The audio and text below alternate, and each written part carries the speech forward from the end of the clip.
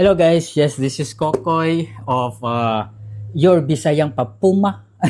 So karon mag-unbox ta. So this is the second perfume sa isa ka box na ato ang gi-unbox tong ni Agi, which is the Charuto Tobacco Vinyl. Karon naman ang ikaduha na box sa isa ka parcel is walang iba kundi ang Latafa Hiyati o Hayati or Hiyati.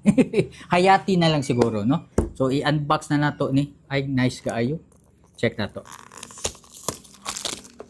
Kamuto na lang na to. Ooh. Wow. So basically ang opener niya na diri. So na ako'y isa ka perfume guys, natagak yun siya kay abi na ko ang opener na adiri sa taas, pag ana na ako natagak diri. So ingat-ingat ta ha sa pag-unbox. So karon, mao ni siya i-open nato karon. Check lang na to sa kasi di makita. Okay, ana. Okay. Yun. Sige. Check na to. Ayun no, hiwi lang siya. Okay, so this is the bottle of Latafa Hayati. Actually, isa ni siya sa mga sikat na perfume. Dili gayo siya overrated as of now.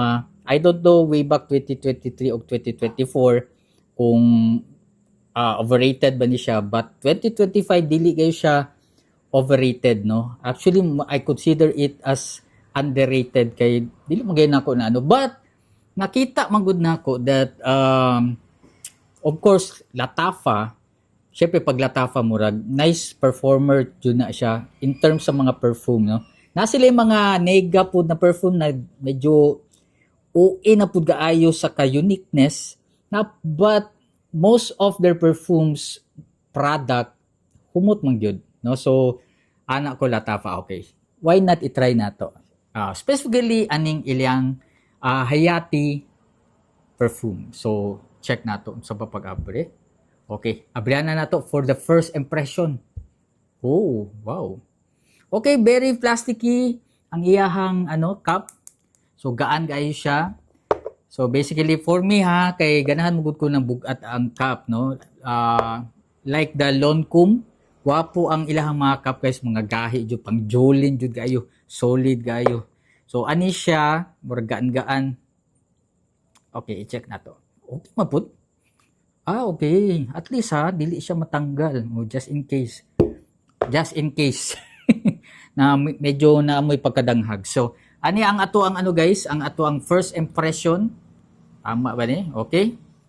So una ani dili pa ni siya mo spray. Okay, wala pa no.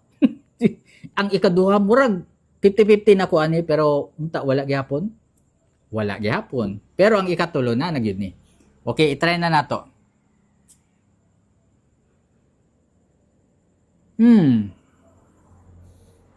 Okay. Wow, very refreshing. Siya. Ang iyahang first spray or spray nimo siya sa air, mura siya Rayhan Pacific. Definitely ani jud ang amoy niya. Yes, Rayhan Pacific jud kayo. Actually Rayhan Pacific isa sa dili gaayo nako ganahan ang scent, so murag delikado gayo ta aning amoyan. Pero ingon nila sikat man daw ni. Unta sa skin lahi siya. Hoping i-check na to ang iyahang sa skin. So human naman nato ni guys, so delete na nato ni pwede butangan. So diri na ta sa right. So wala pa man siya amoy. Okay na to. Okay?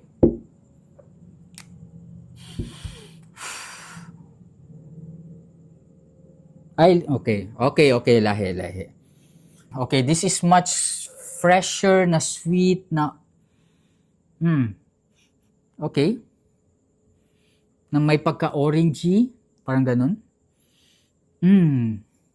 Okay, nice na siya. But again, naagyapo siya similarity sa Rayhan Pacific. Tama ba ko? Rayhan Pacific ba? Okay, i-check na to kung maubad, tama ba akong perception. Kuha na ko ang Rayhan Pacific. Okay guys, so nagkuha na kong duha, no? So alanganin ko either Rayhan Elixir or Rayhan Pacific ang kaamoy niya. So i-check na ko ang Rayhan Pacific sa Okay, parang maoy man yata ni. Check dato ang elixir. Definitely the Rihan Pacific ang iyang kaamoy. Okay. So basically, mao ni silang duha, no? Ang kaamoy niya kung spray na to sa air, definitely almost pareha sila, identical gaayo. And a lot of people really likes Rihan Pacific. But in my case, dili gaayo. I don't know kapag init gaayo. Usually magod daga review ko is either inside sa car or nang iani na gabi na, so medyo bugnaw-bugnaw na. But in terms sa init, wala pag yun nako ni siya na gamit kayo. So maybe in summer or travel, maybe dili pa ko ka unsaan na ka review. Pero i-check na to ang amoy niya sa skin. Check na to. So diri na side murag wala pa man. Okay, wala pa. So dito ang Rihan Pacific. Then dito naman ang sa left side ko naman is ang Hayati. Okay. So i-check na to kung pareha ba sila. So mao man siguro ng Rihan Pacific. Check natin. It's more of magug medyo ko kailangan pa siguro na ako ipamature siguro ni kay very dominating yung alcohol pa. But ato na lagi.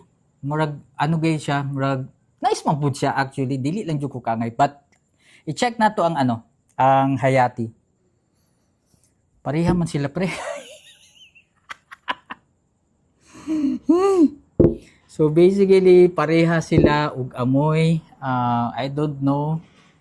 Yes, they are the same, no? So there's a lot of reviews na I don't know. Okay lang naman. So murag nabokya lang jud ko kay basically there's a lot of review that nice man pud ni siya o nice pud di siya. I think majority sa mga TikToker or sa mga social media platform ganahan jud sila sa ani na perfume, but in my case dili gaayo ko ganahan. But syempre i-try po nato in the future ani siya kung at least duha to ang ang ato ang nganing klaseng amuya. So basically I really okay lang. I think sa ato ang next episode guys is i-review na jud nako siya kung ganahan ba ko ang iyang longevity, ang iyang projection niya, and syempre unsa ang iyahang base notes, no? As of now, okay lang. Oo, kay syempre murag wa man jud ko kaangay sa Rihan Pacific. So basically almost the same lang man sila og amoy. So dili ko as of now dili pa ko ka-judge, but as of now dili pa ko kaayo kaangay pud ani. The same with the Rihan Pacific. So okay. Basically, that's it.